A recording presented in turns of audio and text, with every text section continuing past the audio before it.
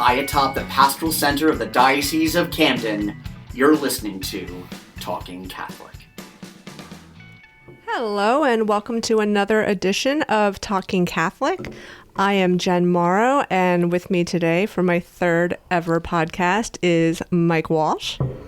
Hi, Jen. How are you? I'm great. That's your first time introing the podcast, too. It is. I wrote it down on a sticky note. You did, and I told you to do that all of 10 seconds ago, so well done. Thank you. I'm very proud of you. It was good. Thank you. I've many times had to intro this and had to re-record at least 2 or 3 times, so good job nailing it. You told me there was no re-recording. I know. I can't be trusted. I'm in PR. Fair enough.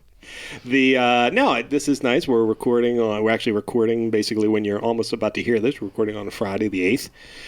And this is a big weekend in the Catholic Church. The Synod opens in Rome this weekend.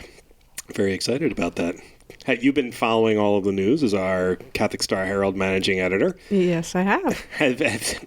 How many posts have we seen by CNS on the upcoming Synod? Oh, about every other minute there's one. But you know what? It's a big deal, and it's exciting. And we've had a couple articles already and some columns in the Catholic Star Herald as well. So I'm hoping between that and what people are reading in other areas that they're paying attention and that we can all learn something. Yeah, and it's actually good that we're talking about it right now because our next episode is going to be completely dedicated to the Synod. We're going to have our good friend and columnist for the Catholic Star Herald, Mike Canaris, on, professor of theology at... Oh, it was right there in my head a second ago. Chicago. Loyola University in Chicago. Thank you very much. And then Donna Ottaviano-Britt is going to be on, who heads the Pastoral Life Secretariat in, I didn't get any of that right either, and for the Diocese of Camden, who's going to talk about stuff that we're doing locally in the diocese that apparently all the dioceses are supposed to be working on. So we'll have to see if... Well, they're supposed to be doing it. I haven't actually heard a lot from the other dioceses. I was just wondering, am I going to be on this podcast? Because I would like to be on that podcast. The one with... you're the co-host of it. Sweet. I'm so excited. It's going to be a very Catholic Star Herald heavy one next week, but Mike is great. For anyone who's heard his podcasts earlier, or when he's been a guest on this podcast, rather, he's a Vatican watcher, so he can really explain the ins and outs of what the Synod is, for one, but more importantly, why the Synod is happening, what the goals of it are. Basically, it's an opportunity. I mean, the nickel explanation of it is that it's giving the worldwide church the opportunity to comment on the worldwide church. Every parishioner is going to have a role in it if they so choose. There'll be parish events at every single parish, and you'll be able to take part in it. So I hope next week, give a listen, and then when you hear that, hopefully you'll take part in these conversations because they are ultimately for the health of the church. So it's important. Are you looking forward to it? I am very much looking forward to it. I always really enjoy the opportunity to talk about my faith. And, if it's like with regular people, like everyday people, but I've also been learning a lot from Father Hughes and Father Wallace, who've written about it a few times. So I get to learn about it from a whole bunch of different angles and different levels of education, and Mike Canaris, of course. So yeah, I'm really looking forward to it. I'm going to see if my church will let me sit on their committee. I haven't asked them yet, but I'm sure they've already chosen it, but I might give it a shot. Well, the whole point is there's supposed to be committees are formed, but then they're supposed to have listening sessions. So even if you're not on the committee, hopefully you'll have the opportunity to go whenever their listening session is. Although I'm sure it'll be on a Wednesday night when we're publishing the paper that day, and you won't be able to go. Sounds about right. And as a reporter, I am a good listener, so I'll take it. Okay, there you go. And as Jen noted in this week's edition, and so. In last week's edition, we had a great column from Father Wallace, and in this week's edition, we have a great column from Father Hughes, who's the Vicar General of the Diocese, and wrote about the Synod in a way that I think, I told him that is the most easily understandable way of understanding what the Synod is in the way he wrote it. So he gave you a good simplified version if anybody's wondering what a Synod is. Basically, it's a big conversation, essentially.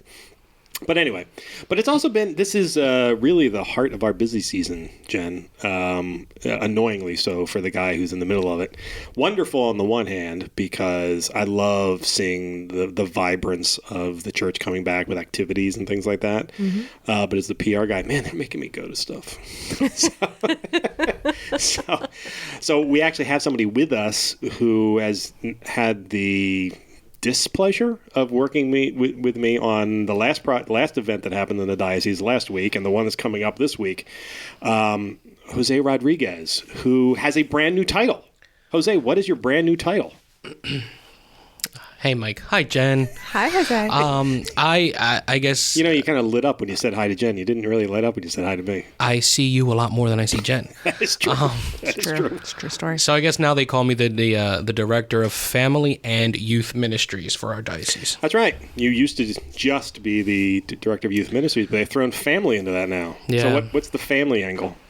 The family angle is some of the components that have fallen under the family life office in the past: bereavement and consolation, marriage prep, pre-Cana, Rachel's Vineyard, so different things like that. But the goal and the vision of the office is to evangelize our young people through their family. So I think the focus coming from Bishop and Vicar General is to help rebuild domestic church and empower domestic church or the church at home.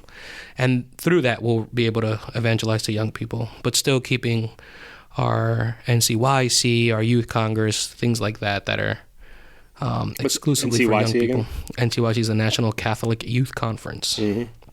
So looking forward to the new challenge and kind of revitalizing those offices and bringing some new stuff to them. So it's exciting. It is exciting. I was excited to hear the announcement, so congratulations. Thank you. Thank you so much, Jen. All I keep thinking of is, man, he's going to have twice as much work to do. This should be fun. Yeah, but it's all good. It is. Actually, it is really good. And that office, certainly, I think you're going to bring a lot of, a breath of life to it that maybe it wasn't there for a little while as we were going through the pandemic.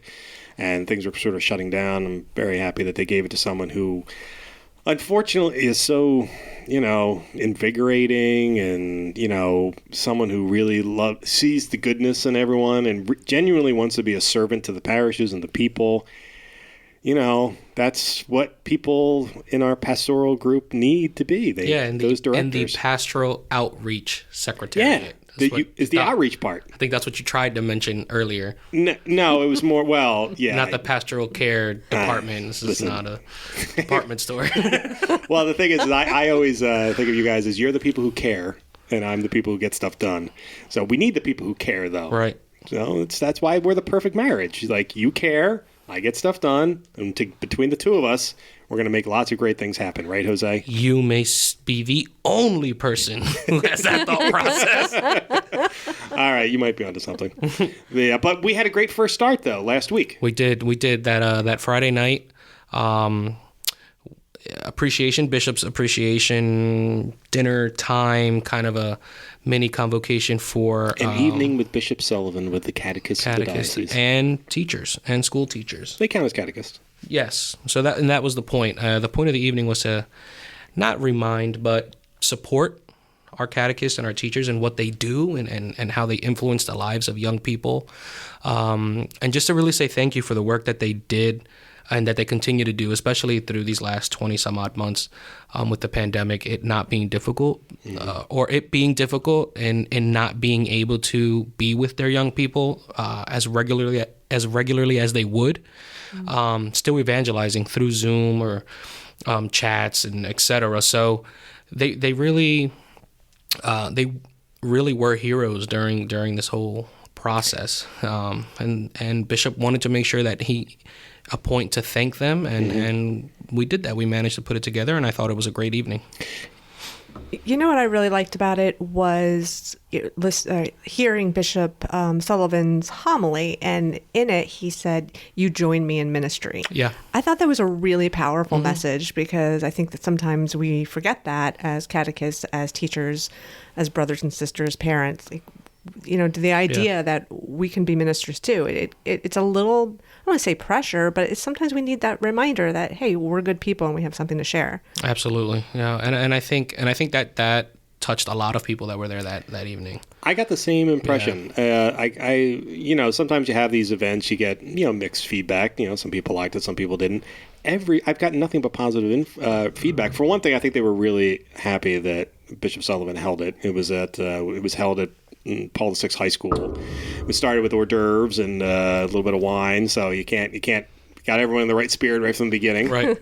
And then we had two great speakers, Jimmy Spilker and Rashara Krajewski, who we haven't had Jimmy on the podcast yet, but we have had Rashara on. She was part of she and Father Chris Walsh did our diocesan retreat during Lent, a virtual retreat that was really, really, really well received. So it was great to have her come back again and talk to the catechists kind of on their level, because she is a catechist, much like Jimmy.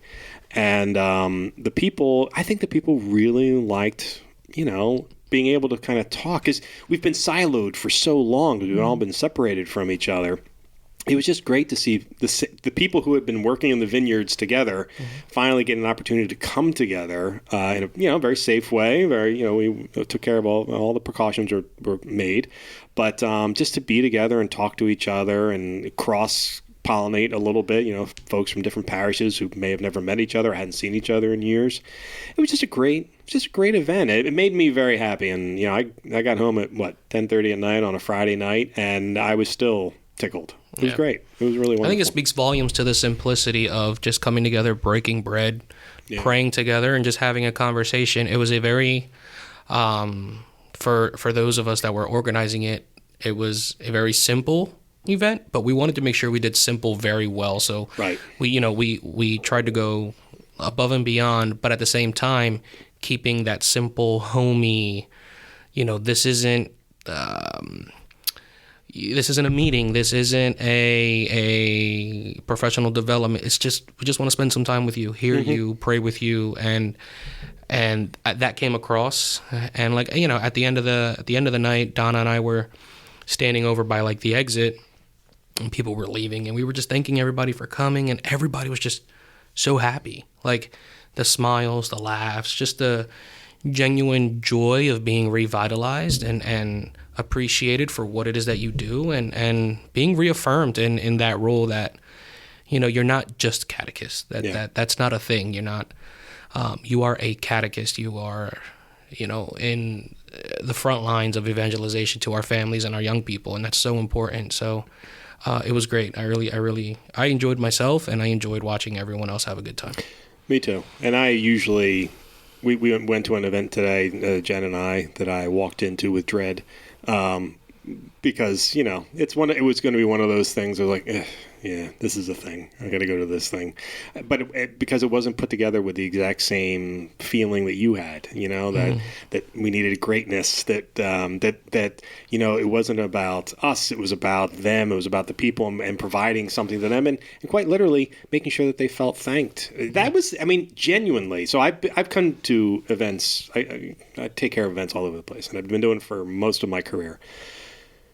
The thing that got me about that one was you could tell that the people were enjoying themselves. Nobody was on their phone. Yeah. When there was the call and response, everybody raised a hand. Everybody wanted to be a part of it. It was very active. It was very interested.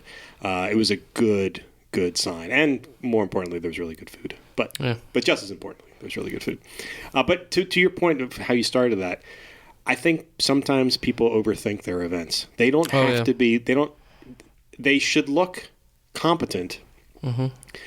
But they can be simple, and they can be just as meaningful if they're authentic. If you authentically are offering an experience that is going to speak to them, is going to be for them alone, or for them specifically, rather. I think people they don't need all the pomp and circumstance. I love pomp and circumstance. Pomp and circumstance is great, but sometimes you just need to have that person you're having a discussion with who understands what you're going through. Yeah. Jen, we've talked about the Catholic Press Association's annual conference. Yeah. Which unfortunately you have never been to, correct? Correct. Right.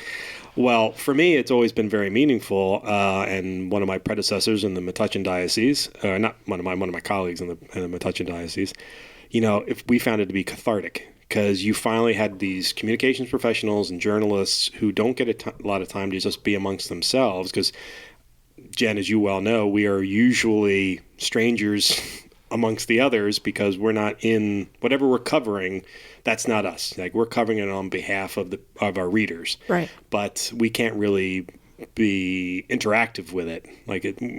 We're always the sense of separation. So when we get together with other journalists, it's very cathartic. It's like you can say the things that you usually use your inside voice for, and sort of commiserate with each other and get through something, because life is difficult, and it's good to be with other people who know the struggles. Exactly. I was thinking about the same thing when you were talking about the catechist being together. Like I think some of the words that were thrown around at the end of last week when the event happened was renewed and rejuvenated, and that's how I feel when I go to the Catholic Press Association. Even though I haven't been there, I've been in gatherings with other journalists. When you're in a field that maybe others don't know so much about, it's difficult for others to understand what you're talking about. So when you really do end up with somebody else in your field and you really start talking, and you just can kind of let the floodgates open, you have a great share of ideas, you become friends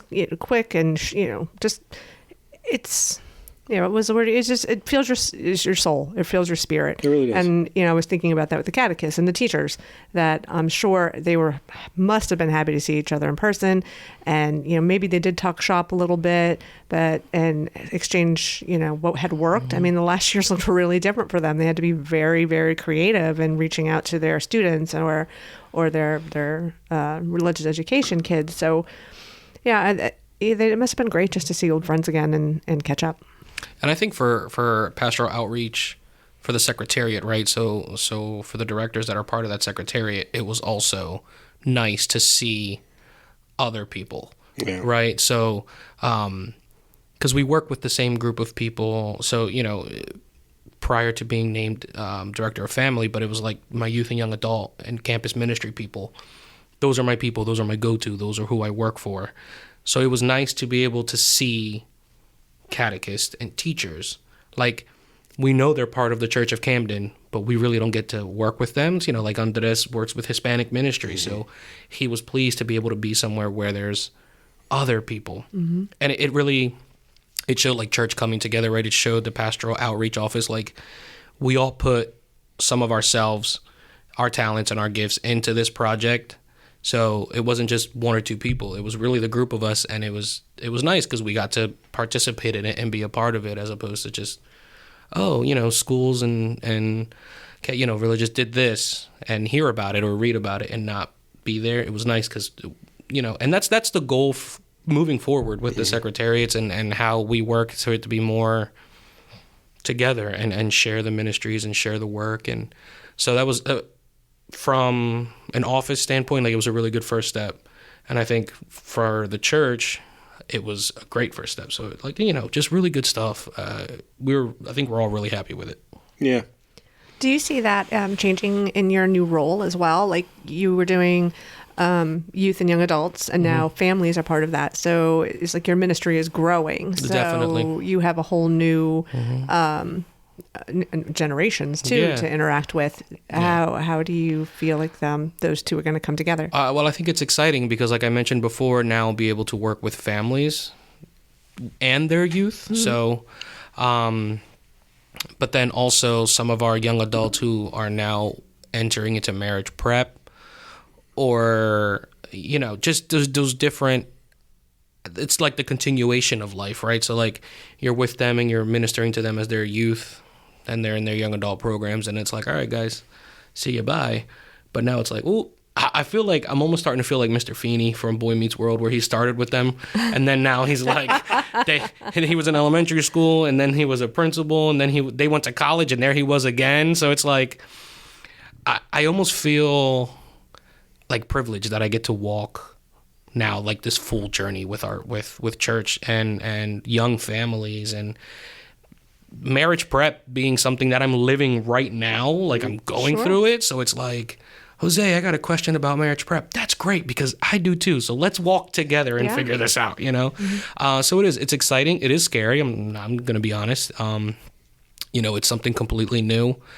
But again, working with Bishop and Father Hughes, and just the goal and the vision of the office, it just seems attainable. It seems like something we can do, and we can do it very well. So I was excited to take it on. I like a good challenge. That's why I continue to put up with Mike. It's a great challenge, and we move forward. So I was just sitting here going, in my head, I was just thinking, that's why I like having Jose on the podcast, because when you're here, for one thing, I have to not talk and let you talk for a little while. But it's also, you glow when you talk about your work in your department. I mean, you really do. You take on a whole nother essence when you actually fixate and focus on what it is you want to accomplish and why. Now, I can't remember if we've talked about this on the podcast before, and I apologize if I'm going to bring something up that's too personal for you, but you discerned your future for many years, and there was a long time where you were really focused on the priesthood. And I know that in your personal life, that was something that not so much that it gave you difficulty, though I'm sure it did, but just something that I knew was a struggle for you at times, was determining where you were going to go. When I hear you talk, it suggests to me, while I certainly believe we need more priests, and I encourage anyone who hears the call to discern the root, I really do have a sneaking suspicion you are where you're supposed to be. Yes, and I agree. And it was choosing either vocation, right? So the vocation's either to the family or to the priesthood or to religious. It's either way, it's a vocation. Discerning that is very real. And for anybody who, it's not a coin toss. Like, you can't just flip a quarter and be like, if it lands on heads, I'm going to be a priest. If it lands on tails, I'm getting married. It's not how it works. You really got to give it time. And I did. And boy, did you. I dedicated time to it. I sure did. And, and now thinking about marriage and thinking about family, and it's amazing to me. Like, that's the gift that God's given me, right? That's my vocation. So, it's exciting. But my fiancée Star knew. I was always very open and transparent. We're like, hey, this weekend I went to Mass, and I really felt like that's where I'm supposed to be. So she's like, okay, let's pray together. We'll keep praying together. And that's the other real important part of it, is I wasn't praying by myself. So I was lucky enough to have my significant other pray with me, but sometimes you got to find somebody, a friend, a parent, I don't know, somebody to pray for you while you're going through it, because it's near impossible to come up with that answer. Father Romano, when he was here, he can attest to the number of times that I'd go up to his office, just knock on the door, and he'd give me the time of day. He'd come in, have a seat. Our former vocations director. Yeah. What's on your mind? And then it was finally, we had a conversation with him. He's like, Jose, I really think you have a vocation to family, to being a husband, to being a dad. And I think that was it. Like, I needed that clarity, and he gave that to me. And then I really prayed on that. And I was like, all right, if that's what it is, then I think some of us, we make the mistake of being like, all right, God, if I'm not going to be a priest and I'm going to be a dad, well, then one of my kids will be a priest. Or you don't get to cut a deal. That's not how that works. But it's like, I just remember thinking to myself, in just silent prayer, all right, if this is what it is, then I'm going to be the best husband and dad that I can be. And that's the goal, right? It's just to be the best husband. I'm told that's the goal. I don't know. So, I'm a husband and a father. We'll see. I'm married February 12th, so we'll see on the 13th how I'm feeling. If it's still I'll be there. Still the goal. Listen, folks, if you haven't seen Jose's YouTube show that he does with his wonderful and far better half, Star Martinez, I encourage you to do it. It's called Keeping It Catholic. It's on the Talking Catholic YouTube channel. And I almost feel bad that I'm going to say this in front of him. All my children, I love all my children, all my YouTube show children that we've created on the Talking Catholic media empire. But I will absolutely admit that Keeping It Catholic is my, without a doubt, favorite. Oof. It is. I feel bad for all the other hosts, but I want to copy this podcast. That was a bold statement. No, I know, and the other ones will murder me, but there's a reason for that. Each one of them has their own audience, right? Mm-hmm. And, so we have 5, I think, at this point.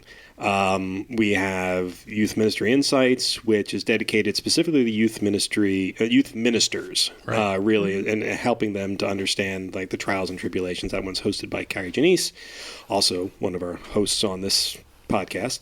Then we have Joyful Disciples, which is done by Donna Ottaviano Britt, which is really it's focused on missionary discipleship and learning how to accompany people in their faith. And then we have Changing with the Tides with Lex Kiefer, which is it's a beautiful show because she has such a unique perspective on life as someone who has had a lot of struggles in her life with various medical conditions, and yet her dedication to her faith and her belief in humanity and her desire to be part of the community are all very evident when she's on her show. Then we have What a Life, which is a rarely posted to, but still officially a show with Father Adam Jaheski, which is all about discernment to the priesthood. And then we have a new show called Holy Every Day with Father Joshua Nevitt. The first episode premiered a few weeks ago. And he's going to really be focusing on how just in our own hearts we can do a better job of bringing ourselves to holiness, right? Did I miss any of them? I got them all? Okay. Talking Saints? Well, okay, so that's a podcast. That's not the YouTube show. Sorry. Yeah, of course, we have the award-winning Talking Saints podcast with Pete Sanchez and Lori Power, which gets awards every single year because people just love it. It's a monthly podcast. It comes out on the feast day of certain saints. It's all about that saint. Some prayer time in it, and then some explanation of that saint's life and sort of how they became great Catholics and then were eventually canonized by the church. It's another great one to listen to. Lori is fantastic. Pete's there too. It's really just kidding. Pete and Lori are perfect on that. And they deserve every single award they've won on that podcast because it really, really is good. You can find it in the Talking Catholic podcast feed. It'll be a surprise to you when it comes out because it's usually a surprise to me when it shows up. But I know they're recording a new one next week, and it's going to be really long. I think it's on St. John Paul II. I could be mistaken, but I think that's the one for next month. But that brings me back to Keeping It Catholic, which is the one that ends up being my favorite. And it's the one that's my favorite because it's the most joyful of all of them. They are, and I mean that like literally joy. Like they joke and laugh and have fun and talk about their faith and bedevil each other. Star actually, it's the only YouTube show that's actually edited by one of the hosts. Star does it in such a funny way. It starts with like a 30-second intro of these two goofing around as they're getting ready to start the show. And then completely unnecessarily, Jose claps his hands and then we get to the intro and then there we go. But they bring an energy and a livelihood to it that it is so dumb, and yet I watch it with such joy and glee. And I just sit, like I usually watch it around my lunch hour when it posts. You guys post every other Thursday, I think. I think so, yeah. And it is just, they're so fun and they make me happy. And I encourage everyone who, I have a tough job. There's usually a lot of stress and a lot of weird stuff coming at me. But I watch these two idiots, and and that's the thing is that they're not. They are just fun. We joke around how I have no soul and no spirit, no any of that kind of stuff. They do have that. They very much understand their faith. They did a very difficult episode this past week, which I was just waiting for them to screw up as I'm watching it because I didn't watch it before I posted it because I was in such a rush. It was a busy week. So I just posted it, and then I'm watching it and I go, oh boy, I should have read this or I should have watched this first. It was all about respect life. And there were a couple of moments where I thought they were going to kind of maybe not thread that needle quite right. And man, nailed it. Just did a great job of sort of the difficulty that some people have, living a pro-life life. And living a pro-life life that is more than simply end of life and beginning of life. That the life of the respect life that takes part in the middle too, but giving it equal weight as to everything else. So you guys did a phenomenal job, and it made me so joyous that it was joyful, it was accurate, it was entertaining, it was intelligent, it was well done. It's done by two beautiful young people. It's really great. I'm actually very much looking forward to their wedding. I get to go to it. I get to work it. Aren't I lucky? And Not for PR reasons. I think you mean photography. oh yeah, right, yeah. He will not be reporting PR from the wedding. It might make it in the paper. We don't know. The Oh, it's making it in the paper. I know. that's what I like to hear about. But I am. So our other co-host, Mary McCusker of the podcast, she foolishly agreed. She's a photographer like me to shoot their wedding. And then did it with the, oh yeah, Mike will come and help. She forgot to ask me first, but yeah, sure, I'll come and help. It's just the karma of all the voluntoldism that comes from Mike. Right. Mike finally got voluntold There you go. to do something. Pretty much. But I'm genuinely looking forward to it because I haven't been to a wedding in like 10 years, probably, maybe longer. Nice. I can tell the last wedding my wife went to is the last wedding either of us went to because I was actually traveling. She went to my best friend's wedding and she brought Jack, who had just been born maybe 4 months earlier. So that was like 12 years ago. Aww. So I haven't been to a wedding since. So you have a high bar to meet in the sense that I haven't been to one, so I'm expecting a lot. Well, I'd be disappointed from now. But So it's going to be good, right? It's exciting. We're finally getting down to like looking at the details and went to Men's Warehouse the other day. Oh, I don't know if I could say that. No, they're not a sponsor. It's okay. We don't have any sponsors. That's the reason. We went to Warehouse Men. Okay. I'll go further. That's my favorite place to get suits and tuxes. So. Someone disagrees. No, okay. I mean, we went to look at, the tux for the guys. You went to the wrong one, though, because my guy at the Men's Warehouse in Deptford is fantastic. Never sets me in the wrong direction. Oh, no. So it was like. It was just funny because it's like what I'm thinking I'm gonna wear, and then Star's idea, right? Her vision. So you were more. wrong. It was wrong. Yeah, you were wrong. I for all intents and purposes, should have just been like, I'm wearing polka dots because no matter what I said, it was not. Oh, please let there be polka dots. No polka dots. No, and you know what? When she says things like, you could tell they're already thought out. Like she knew. She's had this wedding in her head since she was 4. So like. This is why you need to wear this and this, and it always very respectfully. We talked. We don't argue often anymore. So I'm just like, okay, babe, like that's what you want, then that's what it's gonna be. So, except I'm not wearing a light gray suit. That was a terrible idea. It's still an idea. You should. So we ordered this. We ordered the. That was your idea, right? No, this was her idea. The light gray suit? Yeah. Okay. So what is that? What is that? A piece of fabric? What's that called? A swatch? Yes. Swatch? Yeah. Swatch? So she ordered a swatch. That's a stupid name for a piece of fabric. She ordered a swatch so that we can take it back and look at it against the charcoal gray. Like a darker, not black, but a darker gray. Yeah. And then against the light gray to see how it looks. But it's a winter wedding. Why would you do... Okay. I don't know. I feel like I should have had Star on to go with this. I feel like I need to stand up for Star right now because I really feel like she already had these ideas. So she did. No, and like I said, her reasoning was there. So what color was your tux? What's your color? Right now, both is on the order form. Like I can either or. Well, what's the other color? The light gray or the charcoal? Dark, yeah. Charcoal. So we're still figuring all that, but it's fun because like all these little details are now coming into play. Like we finally got our save the dates out. Wait. Just go back to the tux for a second. You're trying to get me in trouble. No. I'm just curious. I'm very, very impressed with the camaraderie and what that's going into it. You have 2 swatches. There's 2 choices. Yeah. 50-50. Vest or cummerbund? I don't know what the second one is, so vest. The cummerbund is like the little like a like that welterweight championship belt. Yeah, definitely not, bro. Yeah, you always go vest, never go cummerbund. Oh yeah, 100% vest. Okay. Are you doing tie or bow tie? I'm gonna do a tie. Really? It's rare for you.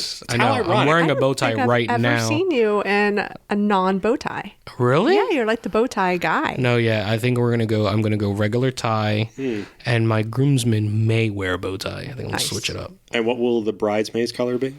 Can you talk about that? The bridesmaids, you know what? I can. Okay. But I don't because I always get it wrong. It is a green. It is in the green family.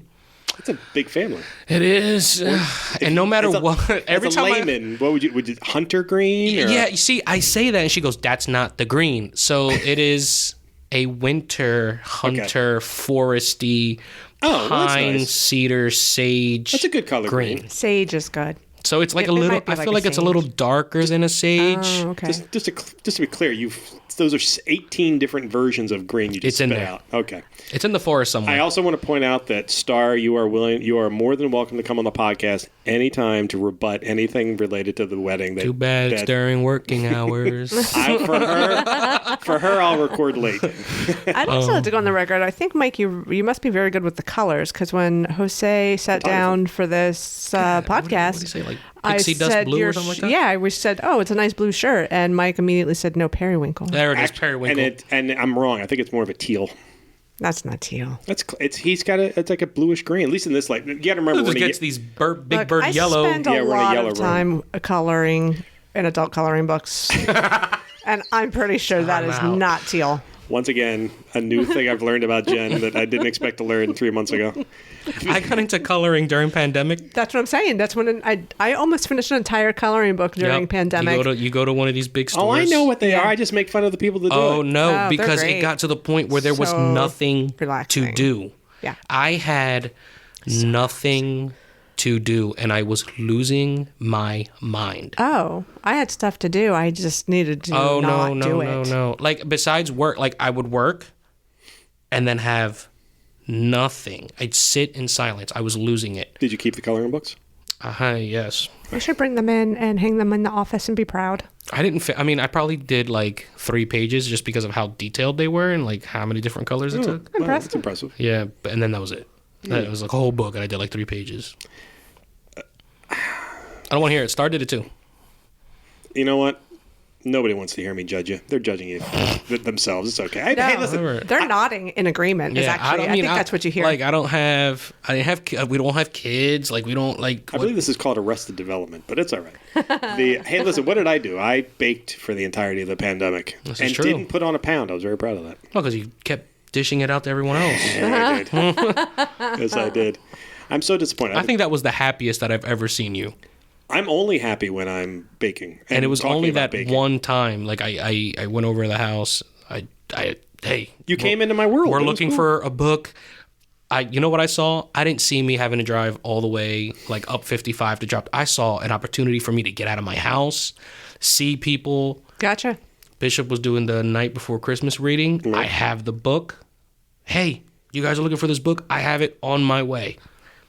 Grab the book, shot up 55, happy, get to Mike's house. He's like, hey, use the side door. First of all, where I'm from, you don't just walk into nobody's house. So, well, you do when what was going on in my house. Well, so he goes, just come in the side door. I'm like, so I sat outside the side door. And I was like, I'm here. He's like, walk in. I still knocked. It's true. And he's like, open the door. And I walk in, and here's this massive elf baking. Just going at it. Macaroons? Macarons. Yeah, my red macarons. Ooh, fancy. And then I had a really busted iPhone at the time, and I wanted to get video of him in his like natural habitat is what I remember saying. Mm-hmm. And he did. And yeah. But you put it up on Instagram Live, I think. I did. Yeah. And he was baking, and he trusted me enough to hold a pan while you were transferring the macarons. Wow. Yeah. It was crazy. It was that. McCusker has noticed this too. I get most excited when I'm talking about baking. The newest episodes of the Great British Bake Off are on, and we were walking. We were leaving here, and we were walking in the elevator, and I was like, "Oh yeah, you got to watch it. It's on Netflix. You got to go watch Great British Bake Off." And then I went off on a 5-minute jag, and she turns to me and she goes, "I've never seen you so excited before." I was like, "Hey, it's awesome. I love it. Genuine happiness." Come to think of it. There's an episode tonight, a new episode tonight. I'm so excited.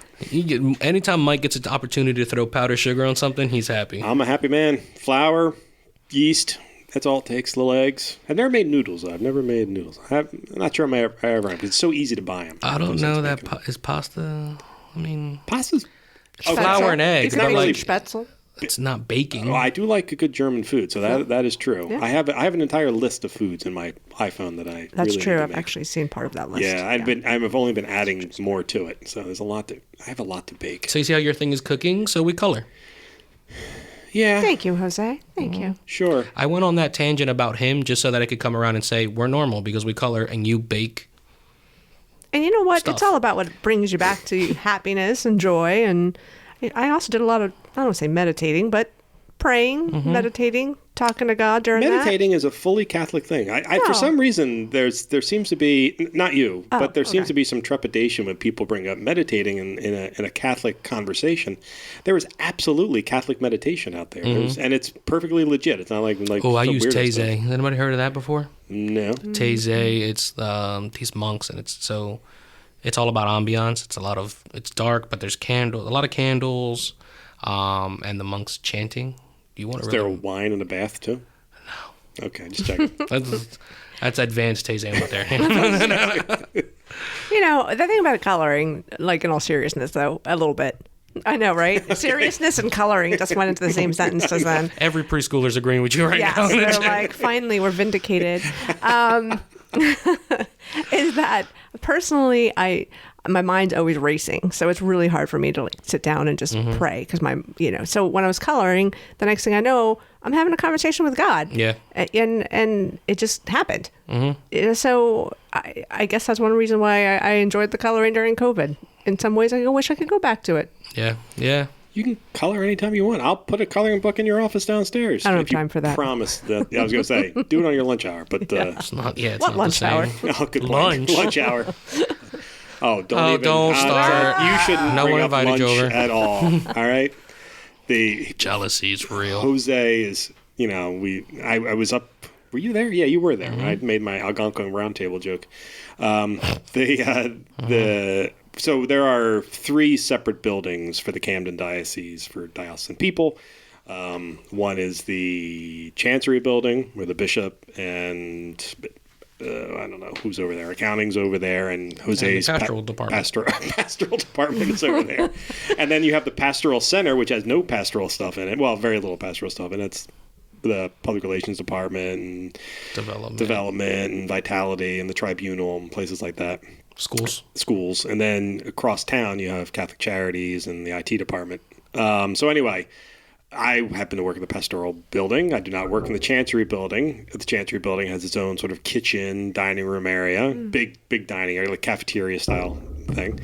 And one day, yesterday or earlier this week, I was going up for a meeting, and I walk in, and everybody's huddled around a big table, and they're sitting there for their lunch hour or lunch half hour, and they're just having a lovely conversation. I walk in, it's like walking into the Algonquin round table. It's like just these guys around discussing life, and I'm looking at going, I don't think I've left my desk to eat lunch in the 6 years I've been here, unless it was a meeting lunch. It's not good. Not good. We're called to community. We're called to fraternalship. We're called to take time, break bread, and speak with one another. That's true. I He get came in like a wet blanket. That's true. We're all having a great time. Here goes Mike Walsh. Wet blanket.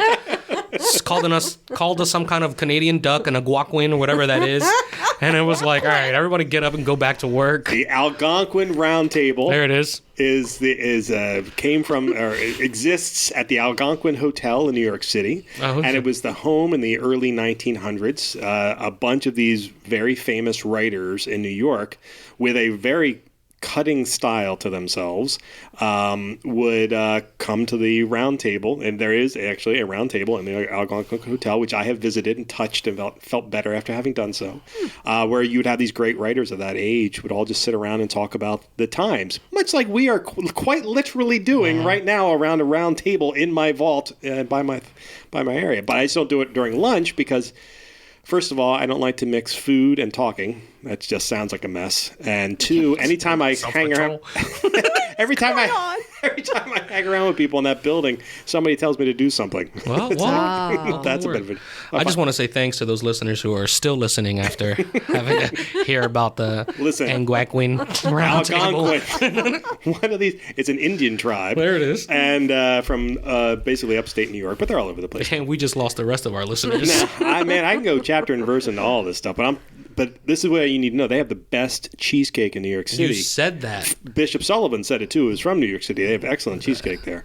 One day, cheesesteak or cheesecake? Sorry, cheesecake. So I thought Junior's had the best cheesecake in New York. There's a lot of good cheesecake in New York, but that place has the best slice of cheesecake I've ever had in my entire life. I'm completely lactose intolerant, so that's unfortunate. Oh no! Yeah, and it's a new thing, and it has been tormenting my new life. Thing. Same thing happened to me when I was about his age. Like for about 7 years, there's this. I don't know if it's an old wives' tale, if it's true or not, but there's a theory that you go through like 7 years of allergy, right? Mm-hmm.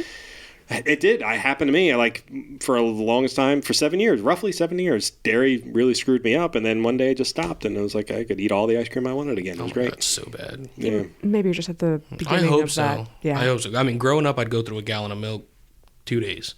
And now it's like I open the fridge and look at a gallon of milk, and I'm like,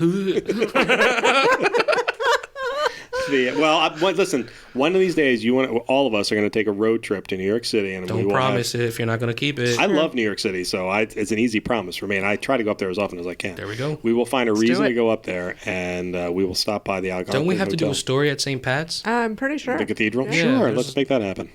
Absolutely. So anyway. Yeah, we didn't. There was one thing I didn't even talk about that I was going to talk about, and we'll probably talk about it a little bit more in next podcast. But so we're having this big Synod Mass next week, and finally, for the first time in 6 years since I've been here, the bishop is giving away awards.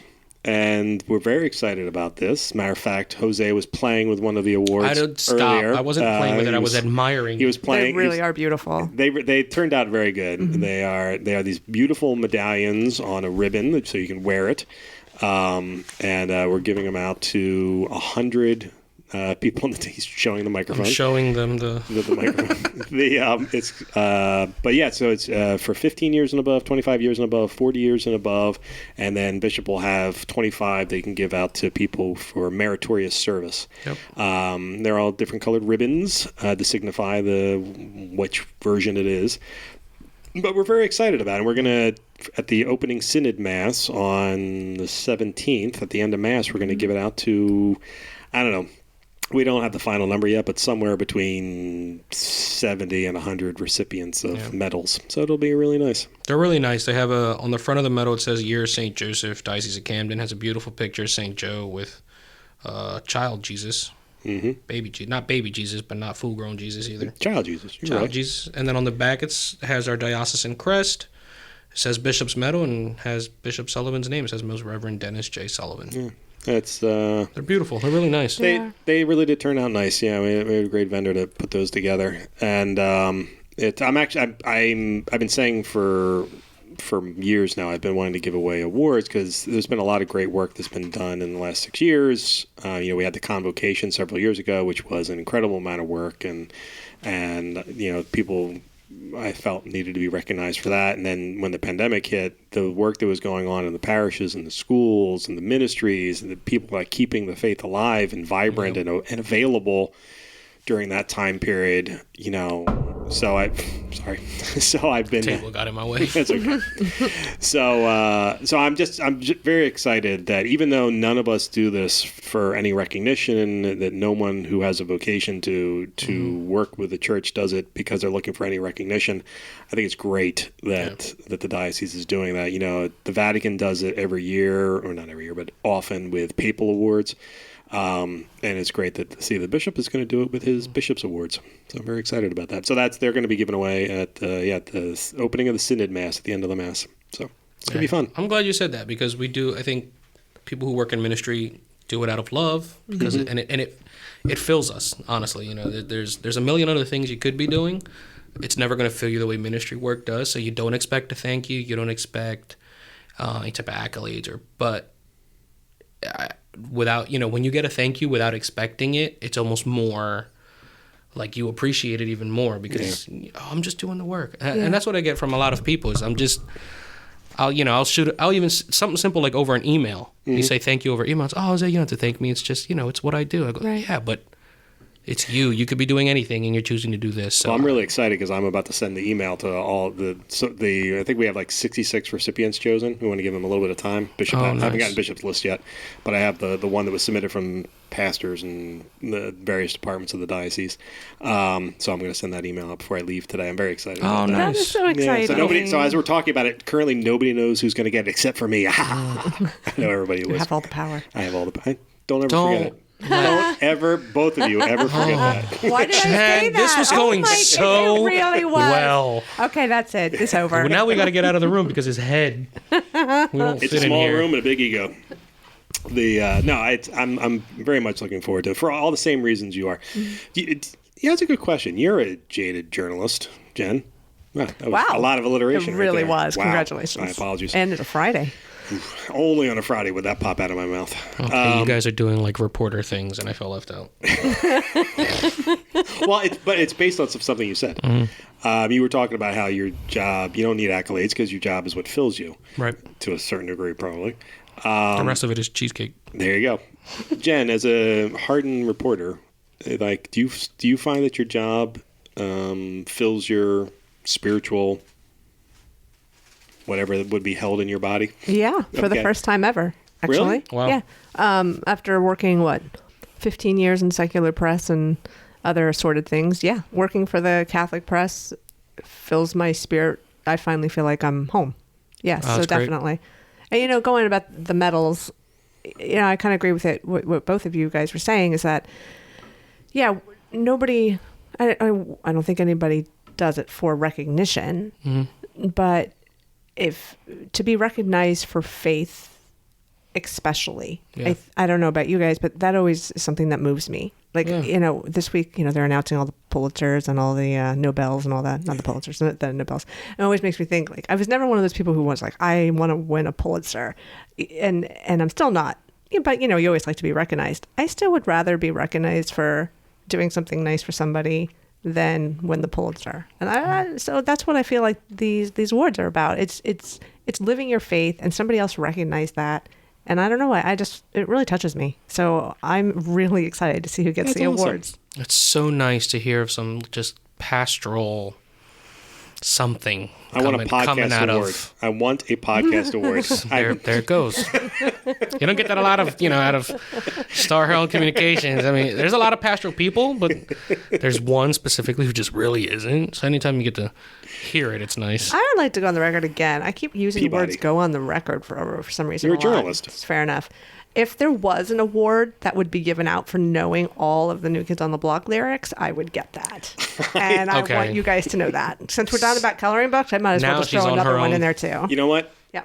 Okay. Going on our usual, I learn so much about you every time you walk into a room because you can't help but tell me things. That's a true story too. She asked a question when I came into the vault to start recording that I wasn't really prepared to answer. I had to think about it for a second.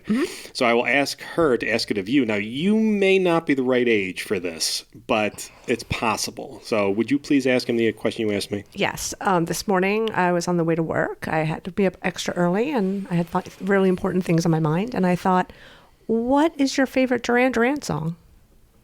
My favorite Duran Duran song? Yes, that was the question. You can say I don't know because I'm too young. Well, the only Duran that I know is a morning talk show host. So none. Look at that. He is too young. All right. Okay. Yeah, I'm a real millennial, unlike Pete, who swears he is, but he's definitely not. No, I'm going to go with he's an old soul. You're a millennial. No. Because you said millennial. I know what I said. I just want to make sure that the people heard it. They heard it. Millennial. Millennial. With a slight speech impediment. Thanks, Mike. You have no speech impediment. That was dumb. You can't say that. Oh, you're adorable. See, we don't have you on enough, Jose. That's what I say. I was actually thinking about that. I do have all female co-hosts, and that was kind of by design, actually, because I don't like broadcasts. I'm not a big fan of it. I think you just like being the only guy in every situation. Like, you're just that guy. No, I'm not that guy either. I listen to podcasts all the time, and I always hate it when it's just a repetitive two bros talking to each other because it's always the exact same perspective, and I find it literally boring. So, because I'm an avid podcast listener, I realized, and this was actually something that Maria, our communications coordinator, recommended to me, which was that the podcasts always sound more interesting, Mike, when you have a woman co-host or a woman guest or something like that. And I was like, you know what? That's a good point. And she picked up on it. I'm like, then let's keep going that way. However, it occurred to me that that it probably wouldn't kill me from time to time to have a male co-host or at least guest co-host or something like that. So I may have to bring that to you every now and again. Would you be okay with being a guest co-host from time to time? You asked me on the podcast. Yeah, I did. Did you like that? Voluntold. Like, how do you say no? I agree. So well done. Thank you very much for accepting this position. Unbelievable. And as always, still unpaid. I want my name, like, in communication somewhere, like a little separate extension. I got news for you. Your name is often in communications. It may not be held in the way you were hoping it was going to be held, but we talk about you a lot. I bet. Yeah.